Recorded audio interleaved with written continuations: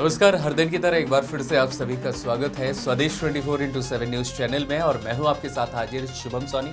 Bulletin में शुरुआत करेंगे खास खबरों के साथ। नारायणपुर के अबू झमाड़ से 3 दिवसीय ऐतिहासिक बस्तर तिरंगा यात्रा का भव्य शुभारंभ हुआ। उप मुख्यमंत्री विजय शर्मा और वन मंत्री केदार कश्यप के नेतृत्व में शुरू हुई यह यात्रा नक्सलवाद के खात्मे के बाद बस्तर में शांति, विकास और देशभक्ति का संदेश लेकर निकली। यात्रा अबू झमाड़ से शुरू होकर कोंडागांव, जगदलपुर, दंतेवाड़ा और सुकमा होते हुए बीजापुर के कुर्रेगुटा में संपन्न होगी। अबू झमाड़ के हाई स्कूल ग्राउंड से शुरू हुई बस्तर तिरंगा यात्रा का उद्देश्य नक्सल हिंसा से प्रभावित रहे ग्रामीण इलाकों में देशभक्ति की भावना को मजबूत करना रहा। वहीं लोगों को शांति और विकास के नए दौर में भी जोड़ना है। यात्रा के दौरान नक्सली हिंसा में शहीद हुए जवानों और नागरिकों को श्रद्धांजलि दी जाएगी।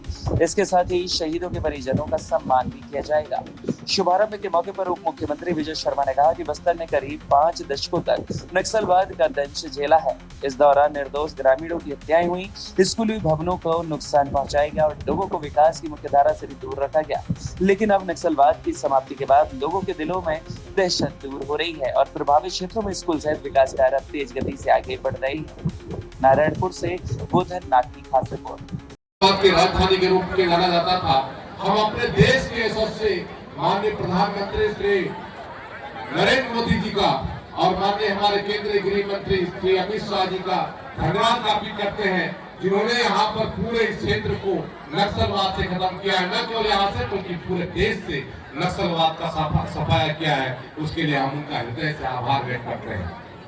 और तिरंगा यात्रा की शुरुआत आज हमारे इस मावली माता की पावन धरा से हो रहा है और हमारे छत्तीसगढ़ के यशस्वी उप मुख्यमंत्री श्री विजय शर्मा जी इसकी शुरुआत कर रहे हैं। यहाँ से लेकर के दंतेवाड़ा से सुकमा से बीजापुर, ये 3 दिनों तक ये पूरा तिरंगा यात्रा चलेगा और पूरे नक्सल प्रभावित क्षेत्र से ये तिरंगा यात्रा चलेगी। जहाँ कभी नक्सली के नाम से तिरंगा नहीं फहराया जाता था, डर और भय उत्पन्न करके हमारे लोगों को तिरंगा फहराने के लिए मना किया जाता था, वहां पर तिरंगा फहरेगा। ये हमारे माननीय श्री विष्णुदेव साय जी की सरकार है, जिसके कारण से ये संभव हो रहा है। मैं बार इस बात को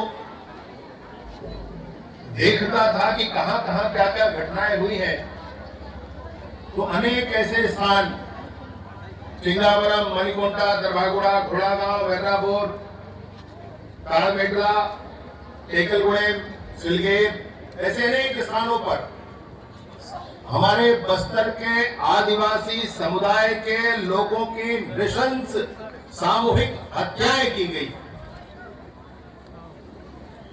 अभी बस्तर के अनेक गांवों में जाना होता है तो गांव में लोग अब ये कहते हैं कि हमको लग रहा है कि देश अभी आजाद हुआ है। ये बात लोग कहते हैं। इसका कारण है कोई रिश्तेदार गांव आ नहीं सकता था। कोई व्यक्ति इलाज के लिए भी गांव से बाहर जा नहीं सकता था। विकास के कामों को गांव तक पहुंचाया नहीं जा सकता था। सरकार की योजनाएं गांव तक नहीं पहुंच पाती थी, लोगों तक नहीं पहुंच पाती थी। जन अदालतों के नाम पर सैकड़ों हजारों लोगों की जानें ली गई। कौन होते हैं कोई फैसला करने वाले?